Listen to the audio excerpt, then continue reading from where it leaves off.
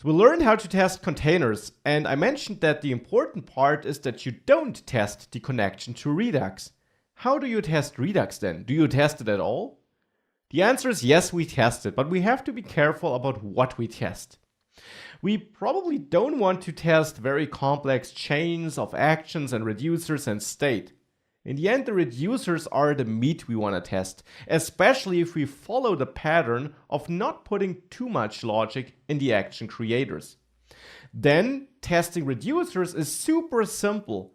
They're synchronous, so we don't have to deal with async code, and they're just functions. We pass something in, we get something out. Like for example, for authentication. Let's say we want to write a test for this. So I'll add a auth.test.js file. Here we don't even need enzyme because we're not testing any React components. We don't need to render anything. We just test normal JavaScript code. We test functions, the reducer function.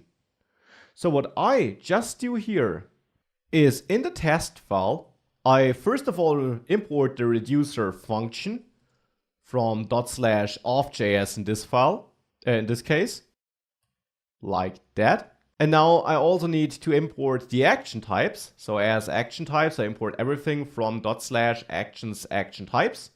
And now we just write the test. So again, with describe, I now give this a clear description we can see in the console, like the auth reducer. And then in the function here, we can write the many tests we have. Obviously, we can again use before each to do some general configuration if we need to. But I want you to start right with the tests. So and now let's see what we test.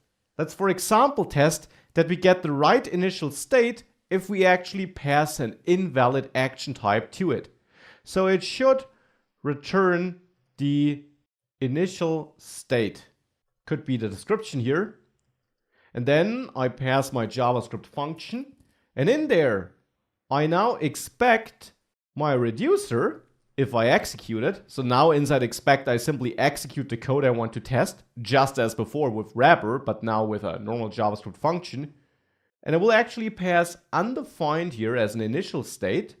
That is the case when the state is just getting set up at the beginning of our app. And the action is just an empty object, so no specific action. So in this case, I expect my state to equal, and now it should equal my initial state defined in the reducer function, of course. So this JavaScript object. That is exactly what I test for. It should equal that object. Now if we save that file, this should be executed too, and it is, auth.test.js is executed. So there we now see that that is successful, and this is how easy you can test a reducer. Of course, you can also test for specific cases. So we can write another test where it should store the token upon login. And now in this function here, I actually expect to execute the reducer function with, let's say, the initial state, and we could set this up in before each. So I execute the reducer function with the initial state and with action where the type is action types of success. And now, of course, we need to pass the correct payload with that action here too. So not only the type, but also the payload of that action. And we can see that payload, of course, in our action creators file. In auth success, we also pass ID token and user ID. So that is something we should pass on here too. And that could be some token. The exact value, of course, doesn't matter for the test. And some user ID. Now that is the reducer function, how we execute it.